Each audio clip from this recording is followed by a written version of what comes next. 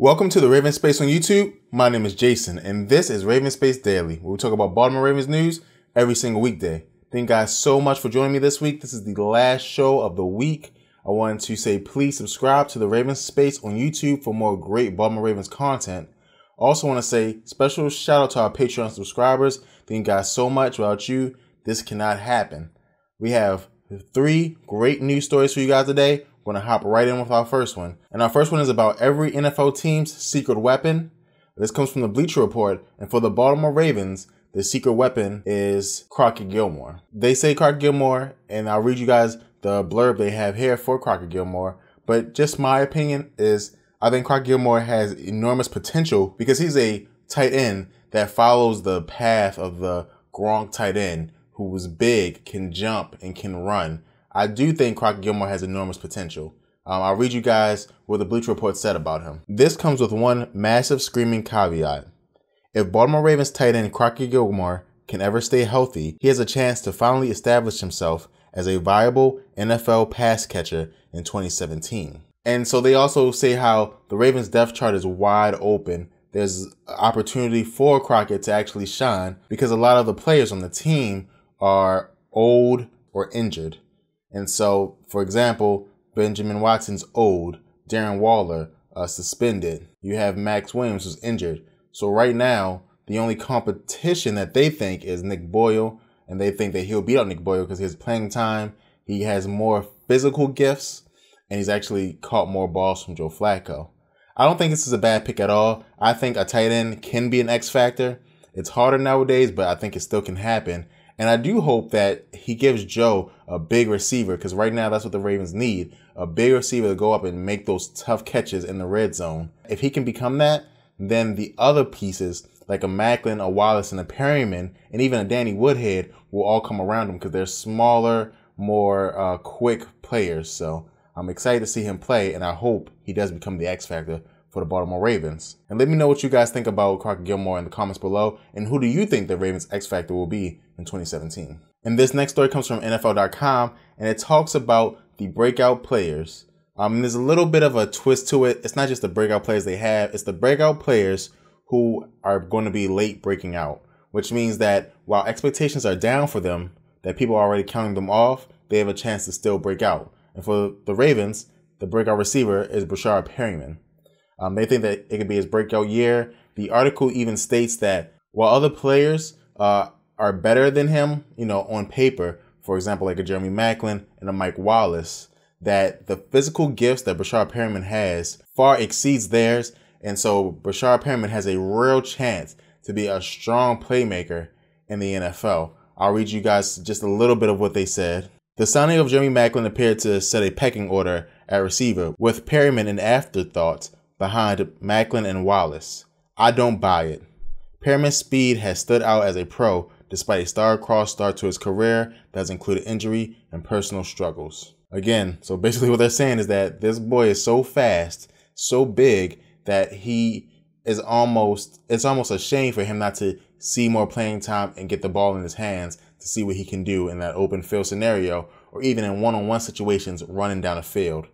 Again, you guys know that I'm excited for Breshad. You're excited for Breshad. We're all super excited to see him play and become a player at the next level and even maybe become Ozzie Newsome's first Pro Bowl receiver. The last story of the day is a quick one, and it's about Greg Roman and how the Ravens players are really responding to him. Now, a lot of people think that the Ravens really just kind of lit the run game down in free agency this year. They didn't sign any offensive linemen. They didn't sign another fullback. The running back that they did sign was Danny Woodhead, and Danny Woodhead is really a receiving back. So a lot of people thought they just, are abandoning the run game. But the article, John Harbaugh and the Ravens organization really do feel like the issue was not the running backs. What they're doing is they're getting Greg Roman in there to play the game and see what he can do. And so one of the things that the Ravens players are really talking about is the different types of scheme that Greg Roman is going to bring to the team. For example, they stated that he's also going to have counter plays, dives. He's going to have trap plays while also keeping zone run plays in there. And so if you guys don't know, zone run plays, there really is no trap or counters to those. That's more of a man blocking, but he's going to throw all that in there. So the Ravens are going to have an approach that's going to vary and is going to keep defenses on their heels, which is something that's hard to do in the run game if you don't have a dominant offensive line. So I'm super excited to see that. I'm happy that he's going to have a chance to make this team better. If our run game can just be good enough to keep us on track and keep defenses honest, then the Ravens can have a good season on offense, and hopefully the defense will take us over the level and we can win some playoff games and maybe even get further than that. And like we do at the end of every single Ravens Space Daily, we have a mailbag question. And this question comes from David. And David asks, out of the remaining free agents in the NFL, who are the Ravens most likely to take? Thank you so much, David. This question really, to me, boils down to two people. First, I want to preface it by saying that I don't know if the Ravens have the cap to sign anybody else. I do think that they may have the cap for a cheaper acquisition, but I do not know that for sure. So we'll hop into the two players that I think the Ravens can take. One of them is Nick Mangold. The other one is Ryan Clady. And I say this because these are the best two offensive linemen on the market.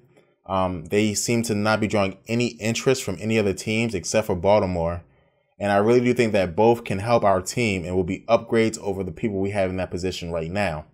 Again, Ryan Clady plays the tackle position. He'll be able to play right tackle. It's not as hard as left tackle.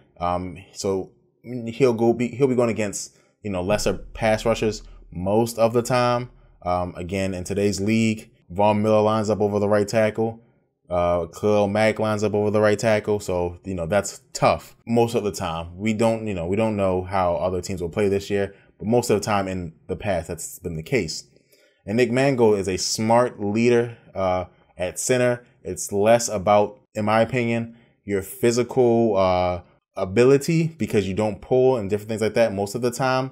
It's more about being able to have the size to stop defensive tackles from getting pressure on you, and then having the smarts to call the protections correctly in the passing game. So I will see, but in my opinion, those are the two biggest options for the Ravens if they really still want to get a player out of free agency.